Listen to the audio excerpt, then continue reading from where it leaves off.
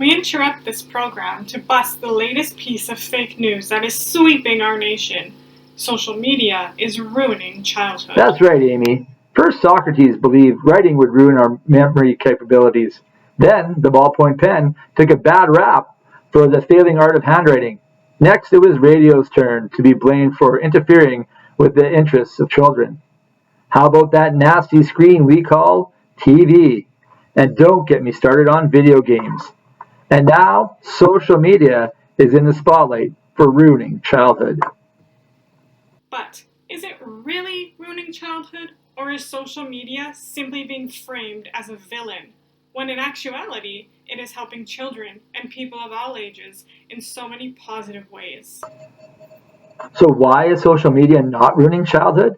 Let's take a look at a few childhoods out there to prove the success and potential of using social media. Our first profile is Connor Suave. This young man single-handedly brightened the days of his entire graduating class by creating an anonymous Instagram account in which he used to say something positive about each of his fellow graduating class. As fellow classmate Chloe Kahan pointed out, Connor really went out of his way for me especially, she added. I lost my dad in August, and he messaged me on the account. It was really sweet, and I was able to open up to him, even though it was anonymous. There are some accounts that bully others, but now we are really united, and that's all because of Connor. Hey, but just don't take my word on the subject. Let's hear from Mom, master student, social media guru, and author of Social Citizen, Nancy Smith, in this edition of Nancy's Notions. Thanks for asking me to speak about, is social media ruining childhood?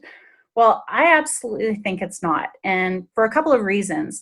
I think that social media allows people to connect in really cool ways, and I've seen, as a mom to a 14, almost 15-year-old, some amazing things happen with communication, his ability to connect with his friends. Certainly during this pandemic, it's like the only way that he's connecting, as well as creativity. And I think that, for those two C's alone, connection and creativity, this is helping him build his skills for his future, and I don't think it's ruining his childhood at all.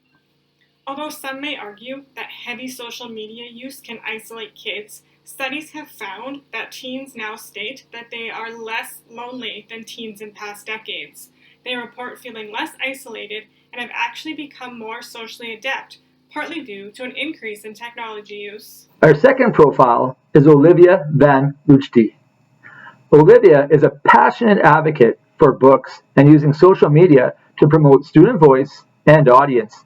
She loves to tweet out messages that help kids love authors, books, and big ideas about life. According to Kristen Zemke, author of Amplified Digital Teaching and Learning in the K-6 Classroom, she states, Liv uses social media for good and shows the world that kids can teach. She's an excellent role model for young learners.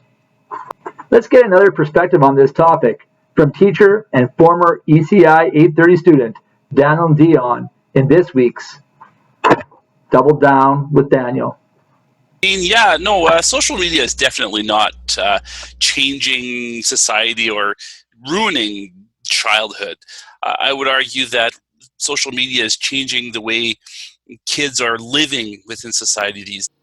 Children and teens are now able to go online and find groups that offer them a sense of belonging. Groups like the Buddy Project give children and teens who may otherwise feel alone and have nowhere else to go a place to get connected with others. Tonight's special edition of Da News is brought to you by Social Media by Jennifer Casa-Todd. You want to get a handle on social media? Check out Social Media. The results of our Twitter poll are in, with 54.7% of the people surveyed saying that social media is ruining childhood. It was a close debate, and a lot of good comments were made. Thanks for participating.